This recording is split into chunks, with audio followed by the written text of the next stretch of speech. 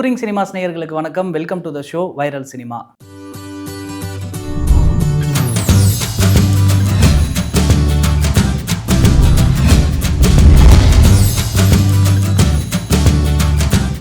Director Lokesh Kanagaraj இப்போ அவருடைய படம் டிசி நேற்று தான் வந்து ரேப் ஆச்சு. ஸோ எல்லாமே நமக்கு தெரியும். அடுத்ததாக அவர் என்ன பண்ண போகிறாரு அப்படின்னா அல்லு அர்ஜுனை வச்சு ஒரு படம் பண்ண போகிறாரு. இது மட்டும்தான் நமக்கு தெரியும். பட் அந்த படம் என்னவா இருக்க போகுது அப்படின்றத தாண்டி நமக்கு கிடைச்ச க்ளோஸ் சோர்ஸ் மூலிமா வந்து அந்த படம் எப்படி இருக்க போகுது அப்படின்னு வந்து சொல்லியிருக்காங்க. ஏன்னா இதுக்கு முன்னாடி அவர் பண்ண படம் கூலி ஆகட்டும் லியோ ஆகட்டும் ரெண்டுமே ரசிகர் மத்தியில் பெருசாக எதிர்பார்த்த அளவுக்கு போகல. ஏன்னா வந்து சூப்பர் ஸ்டார் ஃபேன்ஸும் ஆகட்டும் இல்லை விஜய் ஃபேன்ஸ் ஆகட்டும் இவங்க ரெண்டு பேரையும் தாண்டி லோகேஷ் கனகராஜுக்குனே தனி ஒரு ஃபேன்ஸ் இருக்காங்க. ஸோ லோகேஷ் கனகராஜ் அவருடைய சினிமேட்டிக் யூனிவர்ஸ்க்காகவே வந்து நிறைய பேர் படம் பார்க்க வந்தாங்க. ஸோ அப்படிப்பட்டவங்களுக்கு வந்து லோகேஷ் கனகராஜ் படமாக இது இல்லை அப்படின்னு வந்து ஏமாற்றம் இருந்தது.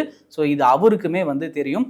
இப்போ இந்த அல்லு அர்ஜுன் படம் எப்படி இருக்க போகுது அப்படின்னா பழைய லோகேஷ் கனகராஜ், அதாவது வந்து ஓஜி லோகேஷ் கனகராஜ் வந்து இந்த படத்தில் தெரிவார். கண்டிப்பாக எல்லாருக்குமே ஒரு பிடிக்கிற படமாக இது இருக்கும். அதே மாதிரி அவரோட எசன்ஸ், அதாவது மாநகரம் ஆகட்டும் கைதி ஆகட்டும் இந்த மாதிரியான படங்களில் அவரோட ஒரு எசன்ஸ் இருக்கும் இல்லையா? ஸோ அந்த எசன்ஸ் கண்டிப்பாக இந்த படத்தில் இருக்கும் அப்படின்றது வந்து சொல்கிறாங்க. ஸோ அதனால் லோகேஷ் கனகராஜ் இந்த படத்தில் வந்து பேக் டு த ஃபார்ம் இருப்பார் அப்படின்றத நம்ம நம்பலாம். இதை தொடர்ந்து இடையில வந்து டிசி படம் பண்ணிட்டு இருக்காரு. இதுக்கப்புறமே தொடர்ந்து படங்கள் பண்ணுவாரா அப்படின்னு வந்து கேட்டதுக்கு ஆக்சுவலாக அவருக்கு படங்கள் பண்ணுறதுக்கான விருப்பம் இல்லை அப்படின்ற மாதிரி தான் வந்து சொல்கிறாரு. ஏன்னா இந்த படமே வந்து ஒரு கமிட்மெண்ட்டுக்காக தான் வந்து ஒத்துக்கிட்டாரு. ஸோ அதனால் இதுக்கப்புறம் படம் பண்ண மாட்டாரு அப்படின்னு வந்து நம்பலாம். ஏன் இதை வந்து நம்ம சொல்கிறோம் அப்படின்னா ஸோ அந்த சோர்ஸுமே வந்து என்ன சொன்னாங்க அப்படின்னா அவருக்கு வந்து முழுக்க வந்து டைரக்ட் பண்ணுறதா இன்ட்ரெஸ்ட் இருக்குது. இன்னொன்று பெரிய பெரிய டேரக்டர்கள் முதற்கொண்டு லோகேஷ் கனகராஜை வந்து நடிக்கிறதுக்கான அப்ரோச் வந்து பண்ணுறாங்க. பட் அவர் எதுக்குமே வந்து செவிசாய்க்காமல் இதில் மட்டுமே கான்சென்ட்ரேட் பண்ணுறதுனால வந்து இதுக்கப்புறமே அவர் டைரக்ஷனில் தான் வந்து கான்சென்ட்ரேட் பண்ணுவாருன்றது நம்ம நம்பலாம். ஸோ அல்லு அர்ஜுன் ப்ராஜெக்ட் வந்து அல்லு அர்ஜுன் ரசிகர்களுக்கு மட்டும் மிகப்பெரிய எதிர்பார்ப்பு இல்லை, லோகேஷ் கனகராஜ் அவர்களுடைய ஃபேன்ஸுக்குமே வந்து மிகப்பெரிய ஒரு எதிர்பார்ப்பு இருக்குது. அந்த எதிர்பார்ப்பு இந்த படத்தில் வந்து கண்டிப்பாக ஃபுல்ஃபில் ஆகும்னு வந்து சொல்லியிருக்காங்க. ஸோ ரீசெண்டாக கர ஆடியோ லான்ச்சில் தனுஷ் வந்து அவரோட லைனப்பை வந்து சொன்னார்.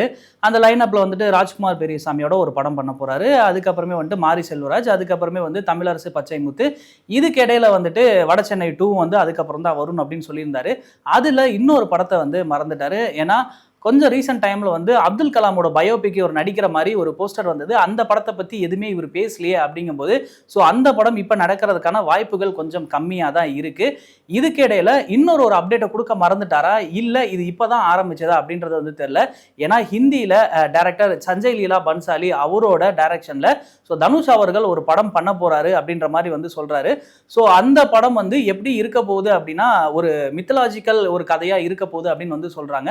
ஸோ ஓவராலாக இந்த காம்பினேஷன் எப்போ உருவாச்சு அப்படின்றது இல்லை, ஆனால் கன்ஃபார்மாக இந்த படம் வந்து நடக்க போகுது அப்படின்றது மட்டும் சொல்கிறாங்க. ஸோ ஓவராலாக தனுஷ் அவர்கள் ஹிந்தியில் 4 படம் வந்து பண்ணியிருக்காரு. ஸோ இந்த படமும் சைன் அப் பண்ணாரு அப்படின்னா அடுத்தது 5வது படமாக இருக்கும். இதில் முக்கியமான ஒரு விஷயம் என்ன அப்படின்னா டைரக்டர் சஞ்சய் லீலா பன்சாலி அவர்களோட கதையில் இது நடிக்கிறாரு, அவரோட ப்ரொடக்ஷனில் இது நடிக்கிறாரு அப்படின்றதான் மிகப்பெரிய ஒரு எதிர்பார்ப்பு. யாருக்குமே இந்த வந்து நியூஸ் இப்படி ஒரு நியூஸ் வந்து வரும்னு தெரியல. ஏன்னா அந்த அளவுக்கு ஒரு சர்ப்ரைசிங்காக இருக்குது. இன்னொன்று இது வந்து ஒரு மித்தலாஜிக்கல் ப்ராஜெக்ட் அப்படின்னு வந்து சொல்கிறாங்க. ஸோ எந்த அளவுக்கு இருக்க போகுதுன்னு நம்ம பொறுத்திருந்து பார்க்கலாம். ஆனால் அந்த ப்ரொடக்ஷன் வந்து ஏகப்பட்ட படங்கள் இப்போ வந்து அடுத்ததாக பண்ண இருக்காங்க. அதுக்கப்புறமே வந்து இந்த மதுபாலா அவங்களோட பயோபிக் வந்து பண்ண போகிறாங்க. இதில் யார் வந்து ஹீரோயினாக நடிக்க போகிறாங்க அப்படின்னா இப்போ துரந்தர் ஃபேம் ஆனாங்க இல்லையா? ஸோ சாரா அர்ஜுன் அவங்க தான் வந்து நடிக்க போகிறாங்க. ஸோ இந்த மாதிரி பல ப்ராஜெக்டுகள் அவங்க வந்து கையில் வச்சுருக்காங்க. ஸோ அதனால கண்டிப்பாக தனுஷ் இந்த படத்தில் நடிப்பார் அப்படின்றது எல்லாருமே வந்து சொல்கிறாங்க. இதுக்கு இடையில வந்துட்டு இப்போ கரை வந்து ரிலீஸ் ஆக போகுது ஏப்ரல் 30ஆம் தேதி. இந்த படம் ரிலீஸ் ஆகுமா ஆகாதான்றது வந்து ஒரு சின்ன குழப்பம் இருக்கு. ஒரு படம் ரிலீஸ் ஆகுது அப்படின்னா கண்டிப்பா ஏதாவது ஒரு பிரச்சனை வரும். இந்த கதை என்னது இல்லாட்டி வந்து இந்த டைட்டில் என்னது அப்படின்னு. ஸோ கரை படத்துக்குமே அப்படிதான் வந்து வந்திருக்கு. ஏன்னா இதுக்கு முன்னாடி ஒரு ப்ரொடியூசர் வந்து நான் 3 வருஷத்துக்கு முன்னாடியே இந்த டைட்டிலை வந்து நான் பதிவு பண்ணி வச்சிட்டேன். ஸோ கரை படத்துக்கு வந்து தடை விதிக்கணும், இது வந்து என்னோட டைட்டில் அப்படின்னு வந்து கோர்ட்ல ஒரு கேஸ் போட்டிருக்காரு. இந்த கேஸ் வந்து விசாரிக்கிறதுக்கு நாளைக்கு தான் வந்து வருது. ஸோ விசாரணையில படத்தை தள்ளி வைக்கிறதுக்கான வாய்ப்பு இருக்கு. ஸோ இது எப்படி கரை டீம் வந்து கரை சேர்க்க போறாங்க அப்படின்றது வந்து தெரியல. ஆனால் ஆக மொத்தத்தில் கரை படம் ரிலீஸ் ஆகிறதுல கொஞ்சம் டவுட்டு இப்போ நிலம்புது அப்படின்னே சொல்லலாம். ஸோ இப்போ பொதுவாக நிறைய கம்பாரிசன் இருக்கு. என்ன அப்படின்னா மலையாள சினிமா தான் வந்து நல்ல நல்ல படங்கள் எடுக்கிறாங்க, தமிழ் சினிமாவில் நல்ல படங்களே வரமாட்டேங்குது அப்படின்ட்டு காமன் ஆடியன்ஸ் கொண்டு இது ஒரு குறையாக வந்து சொல்லிட்டு இருக்காங்க. பட் அவங்க சொல்கிற அளவுக்கு உண்மை அப்படின்றது கூட நம்பலாம் மாட்டிருக்கு. ஏன்னா இப்போ ரீசெண்டாக ரிலீஸ் ஆன சின்ன பட்ஜெட்டை வச்சு எடுத்த படம் தான் வந்து வாழ 2. ஸோ இந்த படம் அங்கே கிட்டத்தட்ட வந்து 120 கோடிக்கு மேலே வந்து வசூலாயிருக்கு அப்படின்னே சொல்லலாம். ஸோ தமிழ் சினிமாவில் சின்ன படங்கள் இங்கே வரதுக்கே வந்து மிகப்பெரிய ஒரு பிரச்சனைகள்லாம் இருக்க ஒரு கட்டத்தில் ஸோ அங்கே ஒரு சின்ன படம் வந்து ரிலீஸ் ஆகி இவ்வளோ கோடி ரூபாய் வசூலாக இருக்கிறது வந்து கண்டிப்பாக ஒரு பெரிய விஷயம், பாராட்டுகள்னே வந்து சொல்லலாம். ஸோ வாழை 1 வாழை 2 கிட்டத்தட்ட 120 கோடி வரைக்கும் வந்து வசூலாயிருச்சு. அதுக்கப்புறமே என்ன, அதோட ஃப்ரான்ச்சைஸ் கண்டிப்பாக கண்டினியூ ஆகும்ல. ஸோ வாழை 3 வந்து அடுத்ததாக வர இருக்கு. இந்த படம் வந்து எதை பேஸ் பண்ணி இருக்க போகுது அப்படின்னா 1, 2 வந்துட்டு பசங்களோட லைஃபை பேஸ் பண்ணி இருக்கும். இது வந்து பொண்ணுங்களோட லைஃபை பேஸ் பண்ணி இருக்கிறதா வந்து சொல்லியிருக்காங்க. ஸோ ஓவராலாக இந்த படமும் வரட்டும், நம்ம வெயிட் பண்ணி பார்ப்போம். வட சென்னை, ஸோ வட சென்னை பார்ட் 1, இப்போ வந்து பார்ட் 2 எல்லாருமே கேட்டுக்கிட்டு இருக்கீங்க. பார்ட் 1ல வந்து எல்லா கேரக்டருமே வந்து ரொம்ப இம்பார்ட்டன்ட் அப்படின்னு சொல்லலாம். ஆனால் அதுலேயும் ஸ்பெசிஃபிக்காக ராஜன் கேரக்டருக்கு மிகப்பெரிய ஒரு ஃபேன் பேஸ் இருக்கு. ஏன்னா அதுக்காக தான் வந்து ராஜன் வகையரா அப்படின்ற இன்னொரு ஒரு தனி பார்ட்டுமே வந்து எடுக்கிறாங்க.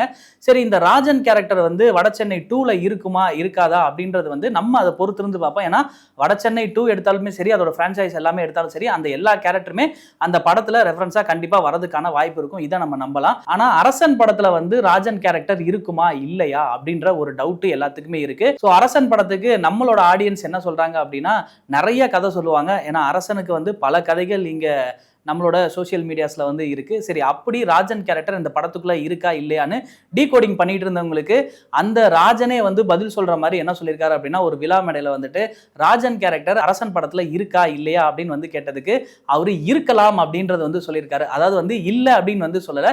ஆக்சுவலா அவர் சொன்ன தோணியில வந்து அமீர் வந்து அந்த படத்துல இருக்காரு அப்படின்றது வந்து நமக்கு தெரிய வருது. ஸோ அரசன் படத்துல ராஜன் கேரக்டர் வரது வந்து நமக்கு தெரியுது. ஏன்னா இதுக்கு முன்னாடி வந்துட்டு சமுத்திரக்கனி அந்த படத்துல இருக்க மாதிரியும் ஆண்ட்ரியா இருக்க மாதிரியும் எல்லாமே நமக்கு வந்து தெரியுது. அப்ப இவருமே இருக்காரு அப்படின்ற போது இது வட சென்னையோட அந்த டைம்ல நடந்த ஒரு கதையா இருக்கிறதுக்கான வாய்ப்பும் இருக்கு. ஸோ ஓவராலா அரசன் படத்துக்கு வெயிட் பண்ணிட்டு இருக்கவங்களுக்கு இன்னொரு ஒரு விஷயமே இருக்கு. என்னன்னா நடிகர் பார்த்திபன் இந்த படத்துல இருக்காரு அப்படின்ற மாதிரியான ஒரு பஸ்ஸுமே வந்து போயிட்டு இருக்கு. ஸோ ஓவராலா பார்த்திபனும் இந்த படத்துல இருக்காரு அப்படின்னா கண்டிப்பா அவருடைய கேரக்டருமே இம்பார்ட்டன்டா தான் இருக்கும். ஸோ பொறுத்திருந்து பார்ப்போம் அரசன் படத்துல யார் யாரெல்லாம் இருக்காங்க, என்ன மாதிரியா படம் இருக்க போகுதுன்னு. ஸோ நானி ஒரு வித்தியாசமான கெட்டப்ல நடிச்சிட்டு இருக்க படம் தான் வந்து பாரடைஸ். இந்த படத்தோட first single, first title teaser இது ரிலீஸ் ஆனதுக்கு அப்புறமே ஒரு மிகப்பெரிய எக்ஸ்பெக்டேஷன் உருவாயிருச்சு அப்படின்னே வந்து சொல்லலாம். இந்த படத்தினுடைய ஃபர்ஸ்ட் சிங்கிள் ரீசெண்டா வந்து ரிலீஸ் ஆயிருந்தது, ஆயா ஷேர் அப்படின்னு வந்து சொல்லிட்டு. ஸோ இந்த சிங்கிள் ரிலீஸ் ஆனதுக்கு அப்புறமே இன்டர்நெட்ல மிகப்பெரிய ஒரு காட்டு தீயா பரவுச்சுனே சொல்லலாம். ஏன்னா அந்த அளவுக்கு வந்து இதை கொண்டாடி தீத்துட்டாங்க.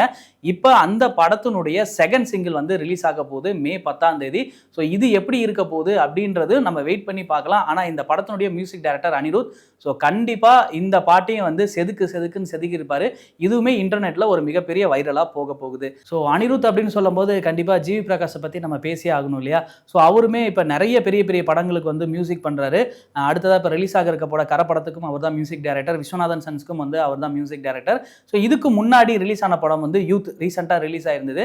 அப்போ வந்து அவர்கிட்ட ஒரு பேட்டி கேட்கும்போது அந்த பேட்டியில் என்ன சொல்லியிருந்தாரு அப்படின்னா, ஜிவி பிரகாஷ் என்னோட படத்தை வந்து வாங்கலை, அதாவது மற்ற எல்லா படத்தையுமே இல்லை, யூத் படத்தை வந்து வாங்கலை. ஏன்னா இதில் வந்து ஸ்டார் காஸ்ட் வந்து ரொம்ப கம்மியாக இருக்குது, அதனால இவ்வளோ பட்ஜெட்டுக்கு தான் வந்து வாங்க முடியும். அதாவது இதுக்கு முன்னாடி ஜிவி பிரகாஷ் அவர்களோட படங்கள் எவ்வளோ க்ரோஸ்க்கு வந்து வாங்கிட்டு இருந்தாங்களோ அதை விட ரொம்ப கம்மியாக இந்த படம் வந்து வாங்குறதுக்கு ட்ரை பண்ணாங்க.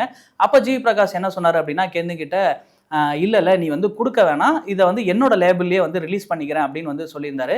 அப்படி ரிலீஸ் பண்ண பாட்டு தான் வந்து முட்டை கலக்கி கிட்டத்தட்ட 100 மில்லியன் வரைக்குமே வந்து போச்சு. அதுக்கப்புறமே இந்த படத்தோட ஹிட்டை பார்த்துட்டு, இந்த படத்தோட வரவேற்பை பார்த்துட்டு, ஸோ எந்தெந்த மியூசிக் லேபிள்லாம் வந்து இந்த படத்தை குறைச்சி மதிப்பிட்டாங்களோ, ஜிவி பிரகாஷ் வந்து குறைச்சி மதிப்பிட்டாங்களோ, அதுக்கப்புறமே ஜிவி பிரகாஷ்டே வந்துட்டு நாங்கள் சொன்ன அமௌண்ட்டை விட இன்னும் டபுள் மடங்கு கூட வாங்கிக்கிறோம், அந்த சாங்ஸ் எல்லாமே என்கிட்ட கொடுங்க அப்படின்னு வந்து கேட்டாங்க. அவர் கொடுக்கல. ஏன்னா இந்த பாட்டு வந்து கென்கிட்ட வந்து அப்போ ஜிவி பிரகாஷ் அவர்கள் என்ன சொன்னார் அப்படின்னா, இதை நானே என்னோட லேபிளில் போட்டுக்கிறேன், கண்டிப்பாக இது ஷூட் ஷாட்டாக ஹிட் ஆகும், நீ கவலைப்படாத அப்படின்னு வந்து சொல்லியிருந்தாரு. ஸோ இப்போ அவர் சொன்ன மாதிரியே வந்து நடக்குது. ஏன்னா யூத் படத்தில் கிட்டத்தட்ட எல்லா பாட்டுமே வந்து ரிலீஸ் பண்ணிட்டாங்க. எல்லா பாட்டுமே வந்து 50 மில்லியன்ஸ், 100 மில்லியன்ஸ், 25 மில்லியன்ஸை தாண்டி வந்து போயிட்டு இருக்கு. ஸோ இதை பார்க்கும்போது எப்போதுமே ஒரு படத்தை வந்து ப்ரீ ஜட்ஜ் பண்ணக்கூடாது அப்படின்றக்கான ஒரு பெஸ்ட் உதாரணம் அப்படின்னா யூத் படத்தை வந்து சொல்லலாம்.